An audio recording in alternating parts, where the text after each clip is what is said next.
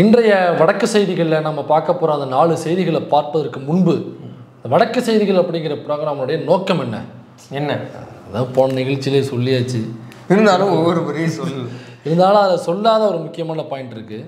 அதாவது இவ்வளோ பிரச்சனைகளுக்கு மத்தியில் நம்ம வடக்கு செய்தியில் கவனிக்கிறதே இல்லை. அதனால் அந்த வடக்கு செய்திகள் இதுக்கு மத்தியில் அப்படியே இந்த மிச்சர் தின்னுக்கிட்டே கவுண்டமெண்ட் காமெடியில் ஒருத்தர் போவார்ல, அந்த மாதிரி அதனால் அதை பேசணும் அப்படிங்கிற நோக்கம் சொல்லியிருந்தோம். அதை தாண்டி இன்னொரு ஒரு நோக்கமும் இருக்கிறது.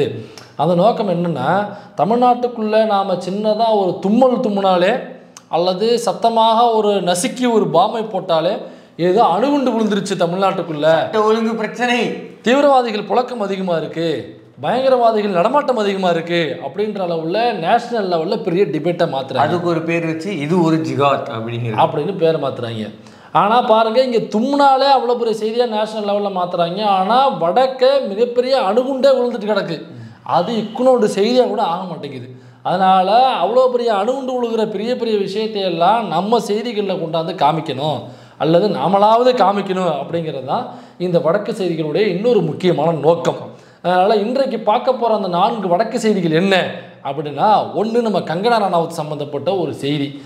கங்கனா ரணாவத் ஒரு ஸ்டேட்மெண்ட் ஒரு பேட்டியில் சொல்ல போய் உடனடியாக பிஜேபி அடுத்த அரை மணி நேரத்தில் ஏமா உன் வாயை முடின்னு பேசாமல் இருக்க போறியா இல்லையான்னு இந்த அம்மா சொல்கிறத நம்பாதீங்க, இது சொல்கிறது முழுக்க அப்படியே ஆடு காணாமல் போனதில்லை, காணாமல் போனோம்னா களவு தாங்கன்னு இருக்கு, எனக்கு இந்த பிள்ளைக்கு சம்மந்தம் இல்லை அப்படின்னு சொல்லி உடனடியாக அறிக்கை விட்டுருக்குது. என்ன காரணம் அப்படிங்கிறத பார்க்க போகிறோம். அது மட்டும் இல்லாமல் நம்ம இவர் இருக்காரு பாருங்க, சத்ரபதி சிவாஜி, இது நம்ம இந்த 1962 தமிழ்நாட்டுக்கு வந்தார், காளியம்பாள் கோயில் கொண்டு போனார். காளியம்பாள் கோயிலுக்கு அதே நடிகர் திலகம் சத்ரபதி சிவாஜி அவருடைய சிலை மராட்டியத்தில், அதாவது மும்பை மாநகரிலே பெரிய செலவு ஒன்று வச்சாப்புல, நம்ம ஜீதா வச்சு வந்துட்டாப்புல. தமிழருக்கு பெருமை சேர்த்திருக்காரு. பெருமை சேர்த்திருக்கா நம்ம கடல எப்படி பணம் போச்சு. அப்போ நம்ம ஜி கையை வச்சா எப்படி இருக்குன்னு நமக்கு தெரியும்ல. அடுத்து கொஞ்ச நாள் லைட்டாக ஒரு காற்று ஃபேனை 5ல் யாரோ வச்சுருக்காங்க, உடனடியாக அது கவுந்து கபார்னு விழுந்துருச்சு. அது ஒரு செய்தியாக இருக்குது. ஆனால் பாருங்கள், நம்ம ஆளுகளுக்கு யாருமே தெரியாது. அது மட்டும் இல்லாமல் ஒரு வடக்க உள்ள ஒரு ஊராட்சி மன்ற தலைவர் மத்திய பிரதேசத்தில் அந்த அம்மாவை கொடியேற்ற விடாமல், சேர் போட்டு உட்கார விடாமல், உனக்கு சேர் வேணால் வீட்டிலேருந்து எடுத்துருவாமா அப்படின்னு சொல்லியிருக்காங்க. திமிரு கொண்ட போயிடுவோம். எனக்கா சாதி அடிப்படையில் அந்த அம்மா பட்டியல் சமூகத்தை சார்ந்தோம் அப்படிங்கிறதுனால அந்த அநீதி அவர் நிகழ்த்தப்பட்டிருக்கு. அப்புறம் மத்திய பிரதேசத்தில் நடந்த இன்னொரு முக்கியமான செய்தி என்ன அப்படின்னா, ஒரு இஸ்லாமிய தலைவரின் வீடு மற்றும் கார்கள் அடித்து புல்டோசரால் நொறுக்கப்பட்டிருக்கு. அது அப்படி சொல்லாதீங்க, அப்படி சொல்லாதீங்க. அதில் ஒரு சர்ஜிக்கல் ஸ்ட்ரைக் இருக்குது. அதுக்குள்ளேயுமா? ஆமாம். அது இப்போ அந்த வீடு கொஞ்சம் பழைய வீடாக இருந்திருக்கிறது. சரி, அதனால இடிச்சிட்டோம்னாக்கா அது என்னைக்கு வேணாலும் இடிஞ்சு கொடுக்கலாம் அப்படிங்கிற ஒரு நல்ல எண்ணத்தின் அடிப்படையில் அங்கே உள்ள பிஜேபி அரசு அந்த இஸ்லாமிய தலைவரை காப்பாற்ற வேண்டும் என்பதற்காக இவங்களே இடிச்சுட்டா. இப்போ இடிக்கும் பொழுது எல்லாம் வெளில வந்திருப்பாங்கல்ல, அதுக்கப்புறம் புது வீடு கட்டும் பொழுது ஸ்ட்ராங்காக கட்டுவாங்கல்ல, பழைய வீட்டோட ஸ்ட்ராங்கானு பெருசாக கட்டுவாங்கல்ல, அந்த நல்லெண்ணத்தின் அடிப்படையில் அந்த வீடு இடிக்கப்பட்டிருக்கிறது. இங்கே பொய் பரப்புரையை பண்ணிக்கிட்டு இருக்காங்க அப்படிங்கிறத இந்த வீடியோவில் நம்ம பார்க்க போகிறோம்.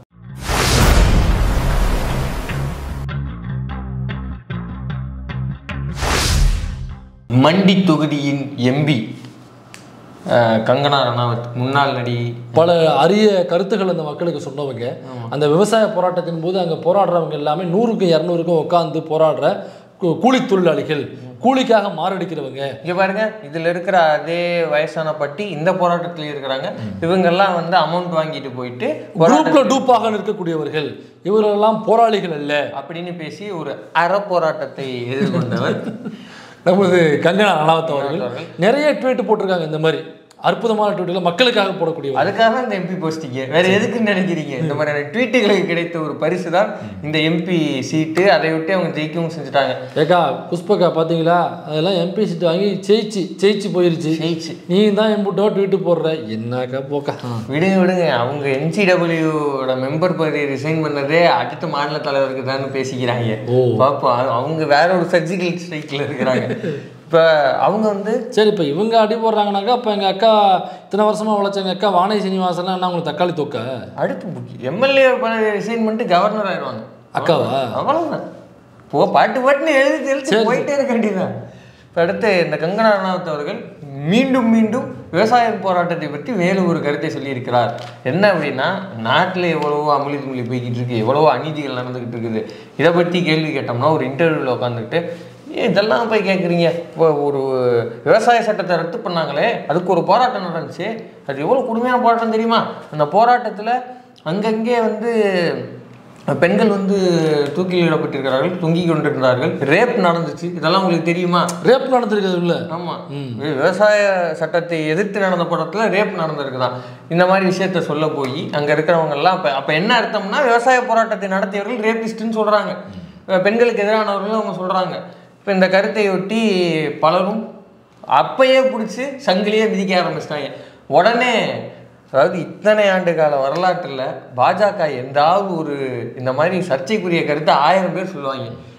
என்னைக்காவது ஒன்று மறுப்பு தெரிவித்து பார்த்துருக்கீங்களா? இல்லை. இந்த 3வது முறையாக மைனாரிட்டி அரசு ஆரம்பித்தது அமைஞ்சதும் போதும் 2 மணி நேரத்துலேயே என்னவோ மறுப்பு போட்டாங்க.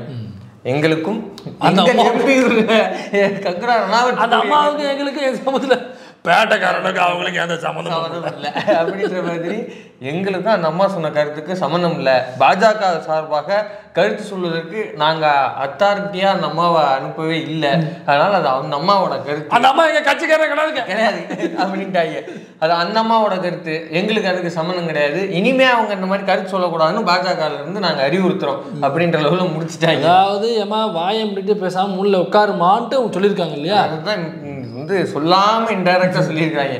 இதில் சிக்கல் என்னன்னா, விவசாய போராட்டத்தை வந்து மாதக்கணக்காக நடத்தப்பட்டு என்னென்னலாம் விட்டாங்க, ஜீப் விட்டெல்லாம் ஏற்றி கொண்டாங்க. 2வது முறையாக திரும்பி நடத்த போனப்ப நம்ம இந்த மாதிரி வெப்பன்ஸ் எல்லாம் கனவுல கூட யோசிச்சிருக்க மாட்டோம். எல்லாத்தையும் ரோட்டில் அப்படியே சிமெண்ட் தார் ரோடு எல்லாத்தையும் வந்து பதிச்சு வச்சுருக்காங்க. அவ்வளோ இப்படியான ஒரு கொடுமையான ஆயுதங்கள்லாம் இருக்கா? நம்ம கருட புராணத்தில் கூட இந்த மாதிரி ஆயுதத்தை நம்ம பார்த்துருக்க மாட்டோம். அவ்வளோ டிசைனான ஆயுதங்கள்லாம் யார் மேலே?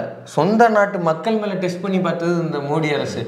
மோடியே சைலண்டாக ஜகா வாங்கிட்டு இல்லை நாங்கள் இந்த 4 சட்டத்தையும் வாபஸ் வாங்கிக்கிறோம், ஆனால் ஒரு புள்ளி ஒரு கமா கூட மாற்ற மாட்டோம்னா அப்படின்னு சொல்லி அடுத்த 4 மாதத்தில் ஒட்டுமொத்தமாக நாங்கள் வாபஸ் வாங்கிக்கிறோம் அப்படின்னு சொல்லிட்டு வாரி சுருட்டி அடிச்சுட்டு பிஜேபி ஓடினதுக்கு அப்புறமும், யார் மோடி அமித்ஷாவே மூக்கு சிந்திட்டு ஓட வச்சதுக்கு அப்புறமும் விவசாயிகளை பார்த்து அவங்கள ரேபிஸ்ட்னு சொல்லுவேன், அவங்க 100-200க்கு கூலிக்கு மாரடிக்கிறவங்கன்னு சொல்லுவேன், அவங்களாம் ஃபேக்கு போராளிகள் அப்படின்னு சொன்னாக்கா அப்போ இங்கே உட்காந்துருக்கிறவங்களாம் என்ன தக்காளி தொக்குன்னு நினச்சிட்டு இருக்கியா? அவனுக்கு எவ்வளோ ஆனவும். இதில் இன்னொரு மேட்ரு கவனிக்க வேண்டியது என்னன்னா, நம்ம ஆளுங்க 40க்கு 40 போனதில் இங்கே இருக்க வயிறெடுத்து பிடிச்ச சங்கியெல்லாம் என்ன பேசினானுங்கன்னா, அங்கே போய் நான் வடை சாப்பிட போகிறீங்களா அப்படின்னானு. சரி, உன் கட்சியிலேருந்து ஜெயிச்சு போயிருக்காங்கல்ல, இந்த அம்மா போயிட்டு எமர்ஜென்சின்னு ஒரு படம் நடிச்சிருக்குது, அந்த படத்துக்கு ப்ரொமோஷன் பண்ணிகிட்ருக்கு. எங்கே பார்லிமெண்ட் வளாகத்தில் மைக்கை போட்டு பார்லிமெண்ட் இஷ்யூவை பற்றி கேட்டாங்கன்னா அதுக்கு பதில் சொல்லிட்டு போ, கண்ணத்தில் கையை வச்சுட்டு என்னென்னவோ பேசுகிறானுங்க அப்படின்னு பார்லிமெண்ட்டில் உட்காந்துருக்குறேன். அதை பற்றி ஏதாவது கருத்து சொல்லணும். அதை விட்டு எமர்ஜென்சின்னு ஒரு படம் வருது, வந்தோடனே பாருங்கள் இந்த காங்கிரஸ் ஆட்சியோட கொடுமையெல்லாம் எமர்ஜென்சியில் என்ன கொடுமை நடந்துச்சுன்னு எல்லாருக்கும் தெரியும். அதை எடுத்து தான் இன்றைக்கி மாநில கட்சிகள் உருவானது. நீ புதுசாக வந்து பாடம் நடத்துறியா? அம்மா, அந்த எமர்ஜென்சின்னு ஒரு படம் நடிச்சிருக்கீங்கல்ல, அந்த எமர்ஜென்சி பீரியடில் எமர்ஜென்சி எழுத்துன்னு தமிழ்நாடுமா? அது மட்டும் இல்லாமல் தமிழ்நாட்டில் இந்த தமிழ்நாடு அரசுக்கு எதிராக எழுதக்கூடிய, திமுகவுக்கு எதிராக எழுதக்கூடிய சோவினுடைய பத்திரிகையை முரசொலியில் தான் அடித்து வெளியிட்டாங்கன்றது வரலாறு தெரியுமா? இதெல்லாம் வரலாறு. இவங்க பரவாயில்ல, இவங்க இன்னொரு நடிகர் வந்து ஒன்றிய அமைச்சர்களெல்லாம் ஆக்கியிருந்தாங்க.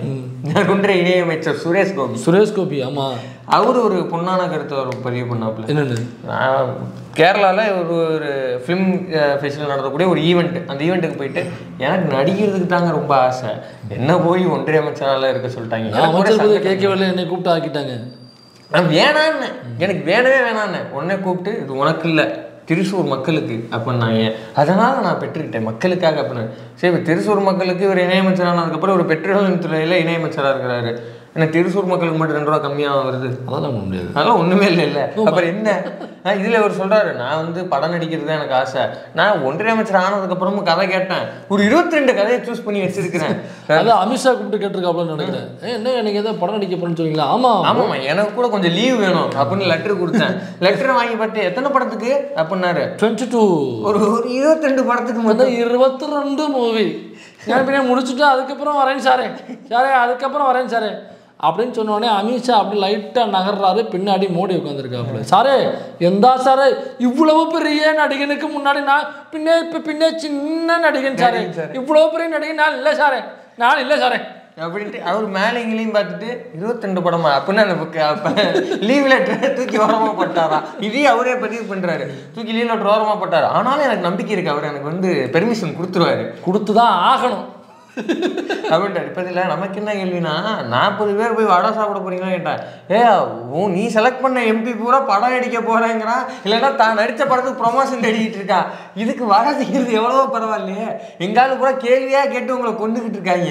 गौरवान्वित करने वाला दिन है भारतीय नौसेना के लिए कि समस्त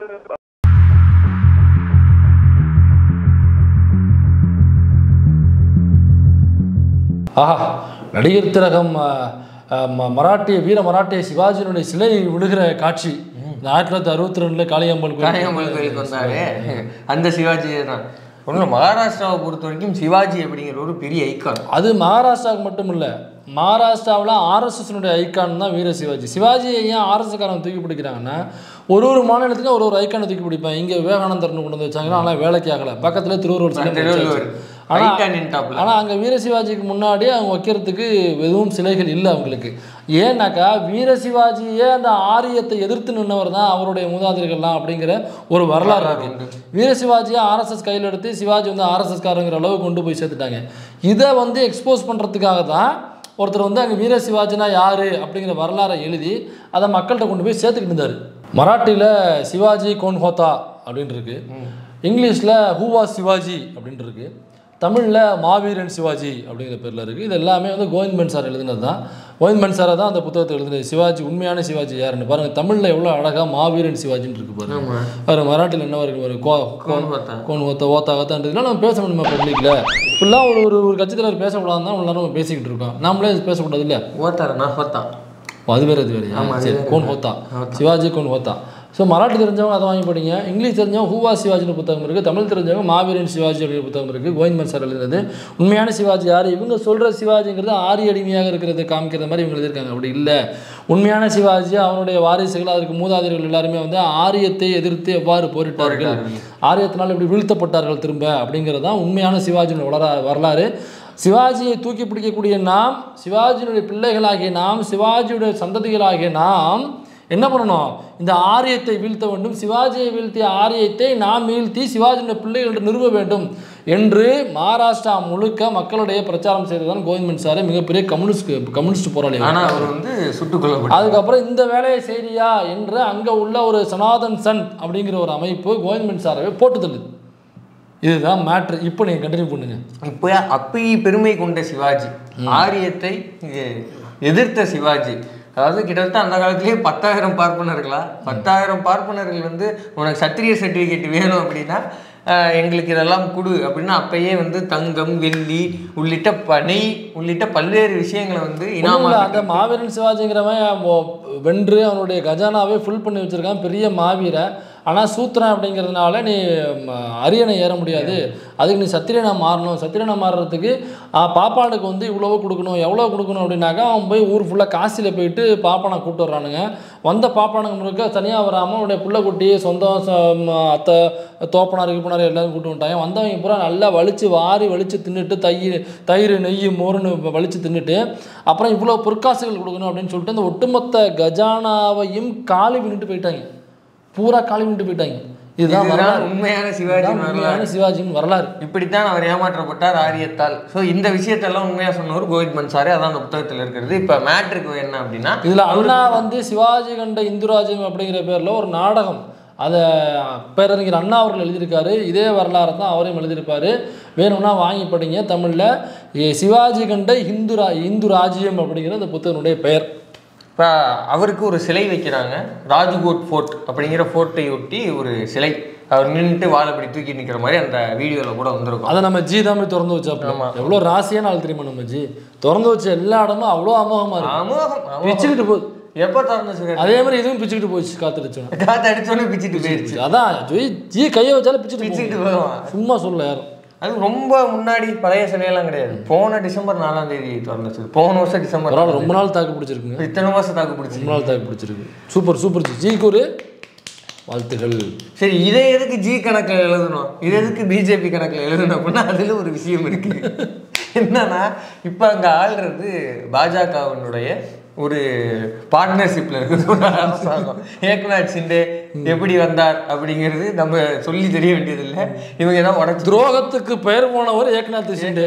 முன்னாடி வந்து எட்டப்பன் அப்படிங்கிறது தமிழ்ல இருந்தாலும் உலக இது இந்திய அளவுல இப்ப ஏக்நாத் ஷிண்டே தான் துரோகத்துக்கான மறு பெயர். அதாவது அகராதியில பொறிக்கப்பட வேண்டிய இன்னொரு ஒரு அர்த்தம். இப்படி இருக்கிற அந்த ஏக்நாத் ஷிண்டே தான் உட்கார்ந்துருக்காப்புல. அவருடைய பையனோட ஃப்ரெண்டு, அவரோட பையன் வந்து ஸ்ரீகாந்த் ஷிண்டேன்னு நினைக்கிறேன். அவரோட பையனோட ஃப்ரெண்டு ஜெய்தீப் ஆப்தே அப்படிங்கிறவருக்கு தான் அந்த சிலை செய்கிற கான்ட்ராக்டை கொடுத்துருக்காங்க. அவர் செஞ்ச சிலையோட லட்சணம் தான் இது. ஒன்றும் இல்லை, இப்போ அங்கே ஒரு இன்வெஸ்டிகேஷன் டீம் போச்சு, இன்வெஸ்டிகேட் பண்ணி எதனாலப்பா செலவு இருந்தது அப்படின்னா ஒன்றும் இல்லைங்க, ஒரு 2 நாள் மழை பெஞ்சது இல்லை, மழை பெஞ்சது ஊறி போச்சா படுவாங்களா, அத்தனை கோடி எஸ்டிமேட் போட்டு வெறும் அட்டையில செஞ்சுருக்காங்க. ஏதோ ஆர்டர் கூட்டு பண்ண வச்சிருக்காங்க. அட்டையில எல்லாம் செய்யல, இரும்புல தான் செஞ்சிருக்காங்க. ஆனா இரும்பே இந்த லட்சணமா இருந்திருக்கு. 2 நாள் பெஞ்ச மழை, அதையொட்டி அந்த இரும்பு ஊறி போச்சு, இரும்பு ஊர்னால சாஞ்சி போச்சு அப்படின்ற அளவுல இன்வெஸ்டிகேஷனும் பக்குன்னு ஆயிடுச்சு. அப்புறம் உத்தவ் தாக்கரே இருக்காரு இல்லையா, பால் தாக்கரேயோட பையன், அவருடைய கட்சி எம்பி ஒருத்தவங்க, அவங்க வந்து பிரியங்கா சதுர்வேதி, அவங்க வந்து இதை விட்டு ஒரு ட்வீட் போட்டிருக்கிறாங்க. என்ன அப்படின்னா, எவ்வளவு பெட்டிகள் வாங்கி இந்த கான்ட்ராக்ட் எல்லாம் கொடுத்தாங்கன்னு தெரியல, இப்படி சரிஞ்சிருச்சு. அங்க உள்ள ஒரு பொட்டிமணி அவர் தான் ஏக்நாத் ஷிண்டே அப்படின்ற அளவுல பதிவு பண்ணியிருக்காங்க. அது மட்டும் இல்லாமல் இது ஜெய்தீப் ஆப்தேங்கிறவருக்கு கொடுத்துருக்குறாங்க. அவர் வேற யாரும் கிடையாது, ஸ்ரீகாந்த் ஷிண்டேவுடைய நண்பர். ஸ்ரீகாந்த் ஷிண்டே யாருன்னா ஏக்நாத் ஷிண்டேவோட பையன்.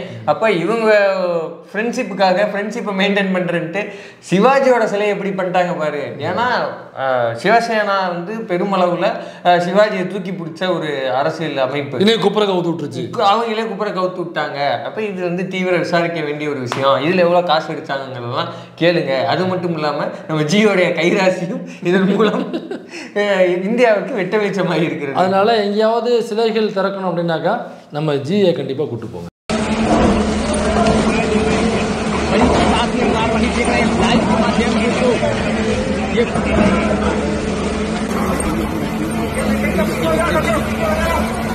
இப்படி மத்திய பிரதேசத்தில் ஒரு இஸ்லாமிய தலைவருடைய வீடு இடிக்கப்பட்டிருக்கிறது அப்படின்னு ஒரு பொய் பரப்புரையை பண்ணிக்கிட்டு இருக்காங்க. ஏதோ அங்கே உள்ள பிஜேபி கவர்மெண்ட் இஸ்லாமிய வெறுப்பினால் இடிச்சது உண்மைதான், ஆனால் ஏதோ இஸ்லாமிய வெறுப்பில் செஞ்சிருக்காங்க அப்படின்னு ஒரு பொய் பரப்புரையா அவதூற வதந்தியை பரப்பிக்கிட்டு இருக்காங்க. அப்படி இல்லையா, முழுக்க ஒரு நல்லெண்ணத்தின் அடிப்படையில் இடிக்கப்பட்டது. எப்படி சொல்றீங்க? பூரா பழைய வீடா இருக்கு, புது வீடா அவங்க கட்டிக்கிட்டாக்கா அந்த தலைவர் வந்து இன்னும் சிறப்பான வீடு கட்ட முடியும், இன்னும் நீண்ட நாட்கள் வாழலாம், இன்னும் பெரிய வீடாவும் அவர் கட்ட முடியும். ஏன் இவ்வளவு சின்ன வீட்டில் இருக்காரு, இதுவே அவருக்கு சின்ன வீடு தான் அப்படிங்கிறதுனால அவங்க வந்து புல்டோசர் கொண்டு இடிச்சு இதை விட பெரிய வீடு நீங்கள் கட்டிக்க முடியும் அப்படின்ற நம்பிக்கையில் அவங்க எனக்கா இவ்வளோ பொருளாதாரம் போச்சு எப்படி சம்பாதிக்க முடியும்னு நினைக்காதீங்க. உங்களால் முடியும், ஒரு மோட்டிவேஷன் உங்களால் முடியும். ஏன் அப்படி தளர்ந்து நிற்காதீர்கள், வளர்ந்து நில்லுங்கள் அப்படின்னு எங்கள் அண்ணன் சொல்லியிருக்காரு. சிறுபான்மையின மக்களை வந்து எப்படியெல்லாம் மோட்டிவேட் பண்ணுறாரு அப்படி நீங்கள் வந்து ஒரு உழைப்புன்னு உதாரணமாக இருக்கு. இவ்வளோ பெரிய வீடை இடிச்சதுக்கு அப்புறமா, இந்த அரசாங்கம் இடிச்சதுக்கு அப்புறமா அதுக்கப்புறம் எழுந்து ஓட்டினா கட்டினாம்படுறா வீடு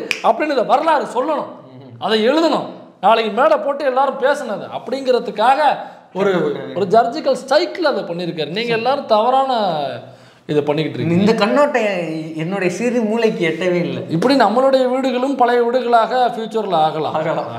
அதனால தான் நீங்கள் உள்ள விடாதீங்க. பிஜேபி வந்துடும், இஸ் நாட் அ ஜோக். இது மிகவும் கவனமாக இருக்க வேண்டிய விஷயம். வந்தால் வரட்டும் ஃபெலிக்ஸ், நாம பார்த்துக்க மாட்டோமா? பார்த்துக்க தோழர். மாறி இந்த இப்போ இடிக்கிறத போய் பாருங்க தோழர், இந்த இடிக்கிறாங்க தோழர் மத்திய பிரதேசத்தில் போய் பாருங்களாங்க. இவ்வளோ கொஞ்சம் தூரம் தான் இருக்குது, ஒரு ஃப்ளைட் டிக்கெட் போட்டிங்கன்னா அங்கே போய் பார்க்கலாம் தோழர். போங்க தோழர், நீங்கள் தான் வெளில வந்துட்டீங்களா தோழர், ஜாமீனில் வந்துட்டீங்களா, போங்க தோழர். பேச வந்துட்டாங்க இருங்க. இப்போதானே ஒரு தமிழ்நாடு ட்ரிப்பு முடிச்சிருக்காரு, கொஞ்சம் ரெஸ்ட் எடுக்கிட்டோம், பொறுமையாக போவார். எங்கே போவார். இப்படி ஒரு ஷஷாத் அலி அப்படின்றவர் ஒரு வந்து முன்னாள் காங்கிரஸில் ஒரு மாவட்ட துணைத் தலைவர் ரேஞ்சில் இருக்கிற ஒரு நபர். எல்லாமே பக்காவாக பொருந்தது. முஸ்லீமு காங்கிரஸில் இருந்திருக்காரு, அப்புறம் இதுக்கப்புறமா இடிக்காமல் எப்படி விடுவாங்க? அவ்வளோதான், எல்லா விதமும் பொருந்தி வருது நீங்கள் சொல்கிற மாதிரி. இவர் ஒன்றும் இல்லை, என்ன பிரச்சனை அப்படின்னா, ஒரு ரைட் விங் ஆக்டிவிஸ்ட், ஒரு சாமியார் ஒருத்தர் வந்து ஒரு கருத்தை சொல்கிறார். என்ன கருத்து அப்படின்னா, இஸ்லாமிய சமூகத்தை குறித்தும் நபிகள் குறித்தும் ஒரு கருத்தை வந்து சொல்கிறார். வழக்கம் போல அதை எதிர்த்து வந்து இஸ்லாமிய அமைப்புகளும் இஸ்லாமியர்களும் போராட்டத்தில் ஈடுபடுறாங்க, அவர் வந்து கைது பண்ணணும் அப்படின்னு. அப்படி அந்த போராட்டத்தையொட்டி சிலர் வந்து போலீஸ் ஸ்டேஷனை நோக்கி கல் விட்டு எறிகிறாங்க. அந்த கல் விட்டு எரிஞ்சதுக்கான காரணம், அதை கல்லை விட்டு எரிய சொன்னது இந்த ஷசாத் அலி தான், இவர் தான் வந்து இந்த இதை திட்டமிட்டு நடத்தினார் அப்படிங்கிற ஒரு எஃப்ஐஆரை ஃபைல் பண்ணி அந்த ஃபைல் பண்ணதை ஒட்டி இந்த வீட்டை வந்து இடிச்சிருக்கிறாங்க. ஓஹோ. அதாவது எந்த விசாரணை எதுவும் இல்லை, ஒரு புகார் கொடுத்தோன்னே டபார்னு வந்து இடிச்சிட்டாங்க. இது எந்த தண்டனை சட்டத்துக்கு கீழே புகார் கொடுத்தா இந்த மாதிரி பொது சொத்தை சேதப்படுத்தினா ஒரு காவல்துறையில வந்து அந்த அவங்களோட பணிகளை செய்ய விடாம தடுத்தா அவங்களோட சொத்துக்களை சேதம் பண்ணா இப்படி போய் வீட்டை இடிங்கன்னு எந்த தண்டனை சட்டத்துக்குள்ள இருக்குங்கிறது தெரியல. இப்போ இங்கே ஒருத்தர் நம்ம அண்ணன் வந்துட்டு இங்கே உள்ள எஸ்பியை வேலை பார்க்க விடாமல் அவங்க மனைவியும் வந்து அலுவல் பார்க்க விடாமல் ஆபாசமாக ட்வீட் போடுறது அவங்க ஆளுகளை விட்டு இப்படி எக்கச்சமாக பண்ணிகிட்டு இருக்காப்புல, அவங்கள வேலையே செய்ய வர்றதில்லை. அதோட நீ கனிமொழி அக்கா வேற அதை எதிர்த்து ஒரு வந்திதா பாண்டே வருண் எஸ்பியோட ஒய்ஃபுக்கு ஆதரவு தெரிவித்து இன்னும் அப்படி ஆபாசமாக ஒரு பெண் என்கிற முறையில் நான் அதை வன்மையாக கண்டிக்கிறேன். ஜோதிமணி எம்பி அவர்களும் ஒரு கருத்து பதிவு பண்ணியிருந்தாங்க. அப்படி இருக்கும்போது அப்படி பார்த்தோம்னாக்கா நம்ம சீமானோட வீட்டை டெய்லி அடிச்சுட்டு இருக்கணுமே, அப்படி யாரும் பண்றது இல்லையே. ஏன்னா சட்டத்துக்கு புறம்பான விஷயம் அது. நோக்கி புல்டோசர் அதோட அது வாடகை விடுறா. ஒருவேளை சொந்த வீடா இருந்தாலும் தமிழ்நாட்டில் அப்படிப்பட்ட நிகழ்வு நடக்காது. கணபதி ஹோமம்லாம் பண்ணாருன்னு நினைக்கிறேன். அதனால இங்க வந்து சீமான் வீட்டை நோடிக்கெல்லாம் புல்டோசர் போகாது. யாராவது ஏழை வாழைகள் இருந்தாக்கா அவங்க வீட்டை வந்து எவிக்ஷன் பண்றான் அப்படிங்கிற பேர்ல அங்க வேணா போகும், கடைகள் மேல சீமான் மேலாம். இப்போ இந்த சம்பவம் என்ன நடந்திருக்கு அப்படின்னா, அவரோட வீடு மட்டும் கிடையாது, கார் 3 காரையும் இது வந்து ரிஜிஸ்டர் பண்ணாத காரு அப்படின்னா அதையும் சேர்த்து ரசிக்கிறாங்க. இப்போ கேள்வி என்னன்னா, காவல்துறையோட பணி என்ன? ரெஜிஸ்டர் பண்ணாத காரெல்லாம் புல்டோசர் விட்டு உடைக்கிறது தான் உங்களுடைய வேலையா? சரி, அதை கூட வந்து ரெஜிஸ்டர் பண்ணாத கார்னா சீஸ் பண்ணி எடுத்துகிட்டு போய் வச்சுக்க, அதுக்கான ஃபைன் என்னவோ அதை கட்டிட்டு அவர் காரை மீட்டுக்க போகிறாரு. இல்லை அதை வந்து நீங்கள் சீஸ் பண்ணி வச்சுக்கிறீங்கன்னா வச்சுக்க, அதை வேணால் அதிகபட்சமாக நீங்கள் பண்ணலாம். ரெண்டாவது எஃப்ஐஆர் நீங்கள் பதிவு பண்ணிடுவீங்க, இன்னை வரைக்கும் அவர் வந்து கைது செய்யப்படலை அப்படின்னா அவரை தேடுங்க, சிறப்பு குழுக்கள் போடுங்க, தனிக்குழுக்கள் போடுங்க, போட்டு தேடுங்க. தேடி கோர்ட்டில் கொண்டு போய் நீங்கள் நிறுத்தணும். சட்டம் என்னவோ என்ன தண்டனையோ அதை பார்த்து குற்றம் நிரூபிக்கப்பட்டால் கோர்ட் அந்த தண்டனை என்னங்கிறத கோர்ட்டு சொல்லுவான். ஜுடிஷியரி பண்ணுறது உங்கள் வேலையா கோர்ட்டுடைய வேலையா? இப்போ இதை வந்து ஜுடிஷியரியில் சிஜேஐயோ இல்லை மத்திய பிரதேசுடைய தலைமை நீதிபதியோ இதை வந்து சோமோட்டோவோ எடுத்து இதை கேட்கணும். ஏன்னா காவல்துறையோட வேலை தண்டனை கொடுக்கறது கிடையாது, அவங்களோட வேலை வந்து குற்றத்தை தடுக்கணும். அப்படி குற்றம் நடந்துருச்சுன்னா அது யார் செஞ்சாலும் அந்த குற்றவாளியை கூட்டு போய் கோர்ட்டில் நிப்பாட்டணும், அதுதான் அவங்களுடைய வேலை. அதை விட்டுட்டு நீங்களே சட்டத்தை கையில் எடுத்துக்கிட்டீங்கன்னா இது எப்படி சரியானதாக இருக்கும்? அப்போ ஜுடிஷியரியை நீங்கள் என்னவா மதிக்கிறீங்க? சரியா கேள்வி கேட்குறீங்க, சரியான வாதம். இப்போ நீதித்துறை என்ன அவங்க கேள்வி கேட்குறாங்க, அப்போ நீதித்துறை இலக்கமாக நீங்கள் நினைக்கிறீங்களா? அந்த கேள்வி எழுதுல. இப்போ இது மட்டும் பிரச்சனை கிடையாது. மத்திய பிரதேசில் வந்து இது ஏற்கனவே நடந்திருக்கு. ஒரு 4-5 மாதத்துக்கு முன்னாடி நம்மளே இந்த விஷயத்தை பேசியிருக்கிறோம். ஈத் அன்னைக்குன்னு நினைக்கிறேன், ஈத் பெருநாள் அன்னைக்கு 11 இஸ்லாமியர்களோட வீடு வந்து இடிக்கப்பட்டது. என்ன காரணம் சொல்லிங்கன்னா, வீட்டில் பீஃப் கறி வச்சுருந்தாங்க. ஈகை பெருநாளை முன்னிட்டு கொண்டாட்டமாக அடிச்சிருக்காங்க 11 வீட்டை. 11 வீட்டை வந்து இடிச்சிருக்காங்க. இதில் இந்த குவிண்ட்டுன்னு நினைக்கிறேன், அவங்க அந்த சம்பவம் நடந்த இடத்துக்கு போயிட்டு இது பண்ணி பார்க்குறாங்க, விசாரணையை இன்வெஸ்டிகேட்டிவ் ஜேர்னலிசம் பண்ணுறாங்க. அவங்க வந்து ஒரு இதை விட்டு சிறப்பு கட்டுறவங்க போட்டுருக்காங்க. அதில் அவங்க என்ன சொல்கிறாங்கன்னா, அப்படியெல்லாம் பீஃப்லாம் அந்த வீட்டில் இல்லை, நாங்கள் வந்து புலனாய்வு செஞ்சு பார்த்தோம், அப்படிலாம் அங்கே பீஃபு கிடையாது, இது வந்து அப்பட்டமான இஸ்லாமிய வெறுப்பு, இவங்க திட்டமிட்டு தான் அந்த வேலையை செஞ்சுருக்காங்க அப்படின்னு. இப்போ இன்னொரு கேள்வி என்ன வருதுன்னா, பீஃபை இருக்கட்டும் என்னப்போ இருந்தா என்ன, அது இருக்கிறதுனால உனக்கு என்ன பிரச்சனை? அது ஒரு கேள்வி. ரெண்டாவது கேள்வி, இப்படி காவல்துறையினர் மீது கல்ல விட்டு எறிகிறவங்களாம் நீ கைது பண்ணுவான், வீட்டை புல்டோசர் விட்டு இடிப்பண்ணா பக்கத்து மாடலாம். இந்த புல்டோசர் மாடல்லாம் அறிமுகப்படுத்தினவர் நம்ம புல்டோசர் பாபான்னு அன்பா சங்கிகளால் அழைக்கப்படுற நம்ம யோகி ஆதித்யநாத், நம்ம விண்டீசல் ஆட்சி செய்கிற அதே யூபியில் கன்வார் யாத்திரையில் போலீஸோட காரை கவுத்து போட்டாங்களா இல்லையா? இப்போ அவங்க எல்லார் வீட்லையும் கொண்டு போய் புல்டோசர் விட்டு அடிச்சிருவீங்களா? இடிச்சிருவீங்களா? இல்லை இடிச்சிங்களா?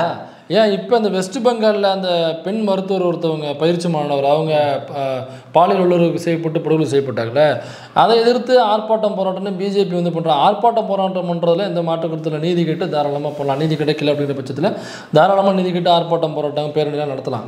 ஆனால் அங்கே என்ன பண்ணுறாங்கனாக்கா, பிஜேபி அதன் பெயரை வைத்து கொண்டு பெரிய வன்முறையை அவங்க செய்கிறாங்க. இப்போ உங்களுக்கு ஒரு கிளிப்பு போட்டு காமிக்கிறேன். இந்த கிளிப்பு போடுறது பார்த்தீங்களா? இதில் அந்த சாஃப்ரான் ஷால் போட்டுக்கிட்டு அவங்க நேரடியாக களத்தில் இறங்கி, சாஃப்ரான் ஷால்னாக்கா உங்களுக்கு யாருன்னு தெரியும், அதை போட்டுக்கிட்டு நேரடியாக அந்த போராட்டம் வன்முறைங்கிற பேரில் போலீஸை நோக்கி கல்லெறிஞ்சிட்டு இருக்காங்க. அவங்க போலீஸை நோக்கி கல்லெறிதல், அவங்கள வந்து வேலை செய்யணும் தடுக்கிறது, அவர்கள் மீது வன்முறை ஒரு வன்முறை கலவரத்தை தூண்டியே ஆகணும் அந்த மாநிலத்தில் அப்படிங்கிறதுக்கு திரும்பவும் சொல்கிறேன், இறந்து போன மாணவிக்கான நீதி கேட்டு போராடுவது என்பது வேறு. ஆனால் இவங்க நீதி கேட்டு போராடலை, கலவரத்தை தூண்டுற நோக்கத்தில் செயல்படுறாங்க. இதுக்கு எதிராக எப்படி இதை வச்சுக்கிட்டு எப்படியா கலவரத்தை ஏற்படுத்தணும் அப்படின்றாங்க. அப்போ இந்த கல்லெடுத்து விட்டுறாங்களே, இந்த சாஃப்ரான் போட்டுக்கிட்டு அவங்களுக்கு பின்னாடி மாணவர்கள் என்கிற போர்வையில் இவங்கெல்லாம் பண்ணிக்கிட்டு இருக்காங்கல்ல. இப்போ இவங்களுடைய வீடுகள்லாம் நோக்கி கொண்டு போய் ஏதாவது புல்டோசரை கொண்டு போய் இடிச்சாங்களா, அங்கே உள்ள தீதி ஏதாவது பண்ணாங்களா? எதுவும் பண்ணலையே. எதுவும் பண்ணலையே. இப்போ இது மட்டும் கிடையாது, இப்போ இதே பாஜக ஆளுகிற மகாராஷ்டிராவில் இந்த கடந்த ஜனவரி மாதம் 8ஆம் தேதி ஒரு வந்து ஊர்வலம் மாதிரி நடைபயணம் போகிறாங்க. யார் அப்படின்னா ஹிந்து ஜன் ஆக்ரோஷ் மோர்ச்சா அப்படின்னு.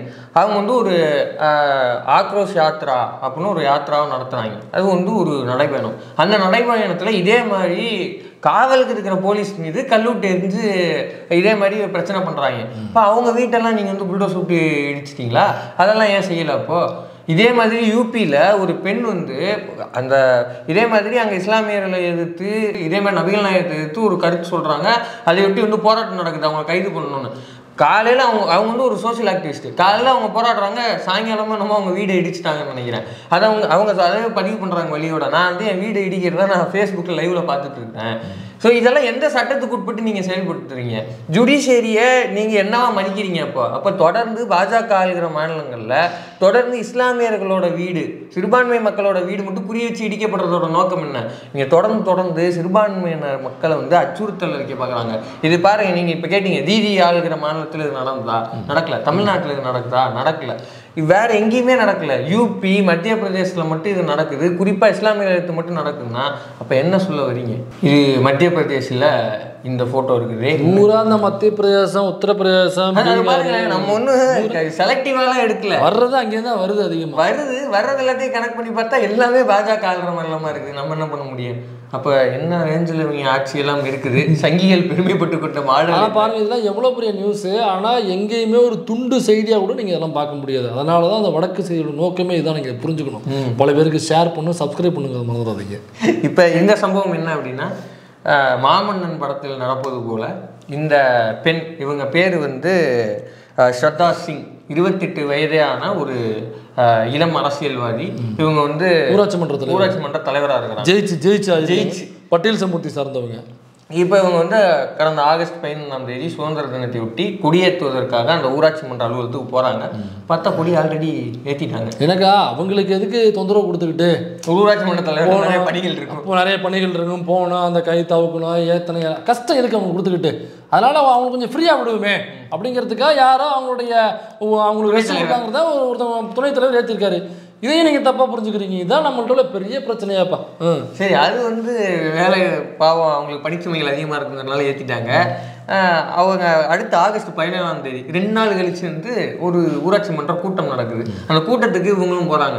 பார்த்தா எல்லாம் சேர் கூட உட்காந்துருக்காங்க. இவங்க மட்டும் உனக்கு சேரெல்லாம் கொடுக்க முடியாது, உனக்கு அப்படி உட்காரணும்னா வீட்டிலேருந்து சேர் எடுத்துகிட்டு வந்துருக்க, இல்லைன்னா நின்றுக்கிட்டே கூட்டத்தை நடத்து. இப்போ அதான் நீங்கள் புரிஞ்சுக்கணும்.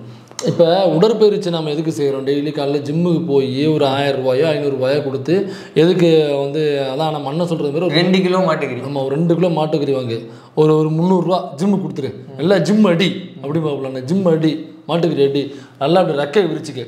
இதெல்லாம் நம்ம எதுக்கு பண்ணுறோம்? காசு செலவு பண்ணி எதுக்கு பண்ணுறோம்? கேஸ் வாங்க, ஏன்னாக்கா ஆபாசமாக எங்கேயாவது பதிவு கேஸ் வாங்கி. இப்போ ஏன்னாக்கா நம்மளுடைய உடல் உழைப்புங்கிறது நம்மளுடைய டெய்லி ஆக்டிவிட்டீஸ் இல்லாமல் போச்சு. இப்போ அதனால தான் அவங்களுக்கும் அந்த மாதிரி தனிப்பட்ட முறையில் காலைல உடற்பயிற்சி போய் செய்யணும்னாக்கா ஒரு 1 hour அவங்க ஸ்பெண்ட் பண்ணணும். அது இருக்கக்கூடாது, அவங்களுக்கு வேலை பளு அதிகமாக இருக்குது அப்படிங்கிறதுக்காக, அவர்களுக்கு சமூகத்தில் அதிகமாக ஈடுபாடு இருக்கணும் அப்படிங்கிறதுக்காக அந்த 1 மணி நேரம் எக்ஸசைஸ் பண்ணுற டைமை கட் பண்ணணும்னாக்கா நம்மளுடைய பாடி ஆக்டிவிட்டீஸ்லேயே டெய்லி ஆக்டிவிட்டீஸ்லேயே எக்ஸசைஸ் தான் மாற்றணும். அதனால நின்றுக்கிட்டே அதை நம்ம மெயின்டைன் பண்ணோம்னாக்கா அது உடற்பயிற்சி. புரியுதா உங்களுக்கு? இதை அப்படி புரிஞ்சுக்கணும். நீங்கள் நாராயணன் திருப்பதி சார், நீங்கள் எப்போ யூடியூப்ல சாங்ஸ் வந்தீங்க? நாளையிலேருந்து உனக்கு இந்த உடற்பயிற்சி உண்டு. எனக்குமா ரொம்ப நன்றி. ஸோ இப்படியாக ஒரு சூப்பரான ஒரு தீண்டாமையை மத்திய பிரதேசில் நிகழ்த்தியிருக்கிறாங்க. இல்லை, மத்திய பிரதேஷ்க்கு ஒட்டி 3 மாநிலங்களுக்கு எலெக்ஷன் ரிசல்ட் வந்துச்சு. 3 மாநிலத்துலையும் பாஜக தான் ஜெயிச்சது. உடனே சங்கிகள் ஆர்ப்பரிச்சு இங்கெல்லாம் வெடி வெடிச்சு கொண்டாடிட்டு இருந்தாங்க நம்ம கமலாலயத்தில். உள்ளூர் ரிசல்ட் இந்த நேரம் இருந்து நீ அங்கே ஜெயிச்சது கொண்டாடி. அவங்களுக்கு என்னன்னாக்கா, நம்மளால தான் ஜெயிக்க முடியல தமிழ்நாட்டுக்குள்ள, எவ்வளோ ஜெயிக்கிறான், அதையாவது கொண்டாடுறாங்க. அது கூட உரிமை இல்லையா? அப்படி கொண்டாடிட்டு அவங்க வந்து சொன்னாங்க 3 சிஎம் போட்டாங்க. 3 சிஎம்மே வந்து மூத்த தலைவர்கள் கிடையாது. திடீர்னு ஒரு எக்ஸ்பீரியன்ஸ் இல்லாத ஒரு நபரை போடுறது, எதிரே பார்க்கவோ ஒருத்தர்லாம் சிஎம் ஆகிட்டு அவங்கள்ட்ட போயிட்டு இருக்காங்க, எனக்கே தெரியாது தலைமை டக்கு நீங்கள் தான் சிஎம் கேட்டு நான் சிஎம்மா அப்படின்ற ஒரு ஆச்சரியக்குரிய கட்டுரைகள்லாம் வடிச்சாங்க. அப்படி இந்த மத்திய பிரதேசுக்கு சிஎம் ஆக்கப்பட்டவர் தான் மோகன் யாதவ். அவர் வந்து ஒரு தீவிர ஆர்எஸ்எஸ்காரர். அவர் வந்து பார்த்தீங்களா ஓபிசியை சார்ந்த ஒருத்தர் வந்து சிஎம் ஆக்கிட்டாங்க. அவருக்கு 2 டெபுட்டி சிஎம் வேற போட்டாங்க. அதில் ஒருத்தர் தலித் அப்படின்னு எல்லாம் ரைட்டப்புகள் எழுதி தள்ளிக்கிட்டு இருந்தாங்க. நம்ம அப்பையிலேருந்தே சொன்னதுதான். ஆனால் ஒரு தலித் வந்து ஒரு ஊராட்சி மன்ற தலைவராக எலெக்ஷனில் நின்று ஜெயிச்சு வந்தாலும் கூட கொடியேற்றுறதுக்கோ ஏன் அங்கே உட்கார்றதுக்கே அவங்க உரிமை இல்லை. வேணாக்க சேரில் வீட்டிலேருந்து எடுத்துகிட்டு வாயேன். தமிழ்நாட்டுக்குள்ளே மட்டும் ரொம்ப யோக்கியமா? ஏன் இங்கேயுமே வந்து தலித்துகள் கொடியேற்ற முடியாத சூழல் இருக்குல்ல? ஏன் நான் திரும்பவே இப்போ வந்து பேசினார்ல ஒரு தலித் முதலமைச்சர் ஆக முடியாது. ஏன்னாக்கா அது ஒரு சோசியல் ஸ்டிக்மா. அது தமிழ்நாட்டில் மட்டுமல்ல இந்தியா முழுக்க உள்ள சோசியல் ஸ்டிக்மா அது. அப்போ ஒரு தலித் முதலமைச்சர் ஆக முடியாத அளவுக்கு இந்த சோசியல் வந்து பயங்கர ஒரு கரப்ட் ஆகி கிடக்கு, ஒரு சாதியை கரப்ட் ஆகி கிடக்கு. ஸோ அதை நம்ம முதல்ல சரி பண்ணணும் அப்படிங்கிறத விளக்கம் வர கொடுத்துட்டாப்ல. நேற்று பேசும்பொழுது அதுக்கு விளக்கத்தை கொடுத்துட்டாப்ல. நான் சொன்னது தமிழ்நாட்டில் மட்டும் இருக்குன்னு சொல்ல வரல, இருக்கக்கூடிய ஒரு சமூக அதை முதல்ல நம்ம களையணும். அதுதான் நம்முடைய முதல் வேலையாக இருக்க வேண்டும் அப்படிங்கிறது இது பேசிட்டாப்ல. நம்ம ஆல்ரெடி இந்த மத்திய பிரதேசில் ஏனைய எல்லா மாநிலங்கள்லையும் இவங்க சிஎம் போட்டப்பே நம்ம சொன்னால் இல்லை இவங்க வந்து இது வந்து ஆல்ரெடி இவங்க சொல்கிற சோசியல் இன்ஜினியரிங்கு. ஏன்னா இன்னொரு டெபுட்டி சிஎம் யார் போட்டாங்க அப்படின்னா ஒரு பார்ப்பனர் தான் போட்டிருக்காங்க. இப்போ இது வந்து ஒரு சோசியல் இன்ஜினியரிங். இதை நம்பாதீங்க. இப்போ அங்கே என்ன நடக்குனாக்கா அந்த டெபுட்டி சிஎம்க்கு கீழே தான் இந்த சிஎம்ஏ இருப்பாப்புல. ஆமாம், அவர் என்ன சொல்கிறாரோ அதை தான் அவர் கேட்டாங்க. இப்படி தான் நடக்கும்னு நம்ம ஆல்ரெடி சொன்னோம். இப்போ அதோட ரிசல்ட்டு தான் இப்போ இந்த மாதிரி சேர்மேன்களை நிப்பாட்டி வைப்பது. ஒரு ஊராட்சி மன்ற தலைவராகவே ஆனாலும் அங்கே நின்றுட்டு தான் பேசு. இப்போ ஒரு கூட்டத்தையே அவங்க நின்றுட்டு தான் நடத்த முடியுது அப்படின்னா சேர்மேனாக இருந்தாலும் சேர் கிடையாது. போகிற போக்கில் இருக்குது கற்றுக்கிறேன். ஸோ இப்போ இப்படி ஒரு தலைவரையே இப்படி தான் அவங்க ட்ரீட் பண்ணுறாங்கன்னா அவங்களால என்ன விஷயங்கள் அங்கே நடத்திட முடியும்? ஒரு திட்டங்களை அறிவிக்க முடியுமா? ஒரு திட்டத்துக்கு நிதியை வந்து சரியாக போய் சேருதாங்கிறத அவங்களால தீர்மானிக்க முடியுமா? இந்த அளவில் தான் மத்திய பிரதேஷ் இருக்குது. இதில் பாஜக கால்றவங்களை பற்றிலாம் பேசக்கூடாது, டென்ஷன் ஆயிரும். இதனால தான் நீ டெபாசிட் ஆகல. அதில் இந்த 4 கிளிப்பை தான் நம்ம இன்றைக்கி இந்த வடக்கு செய்திகளில் பார்த்துருக்கோம். மீண்டும் அடுத்த வடக்கு செய்திகளில் உங்களுடைய பார்வைக்கு வராத ரொம்ப முக்கியமான என்ன செய்திகள் இருக்கோ அதை எடுத்துக்கொண்டு அடுத்த வீடியோவில் நம்ம அப்படி ஏதாவது உங்களுக்கு செய்திகள் வந்து இதை பற்றி பேசணும் அப்படின்னு நீங்கள் உங்களுக்கு தோணுச்சு அப்படின்னா யூடியூப் ட்விட்டர் அக்கௌண்ட்டை டேக் பண்ணி விடுங்க, நாங்கள் அதை எடுத்து பேசுவோம்.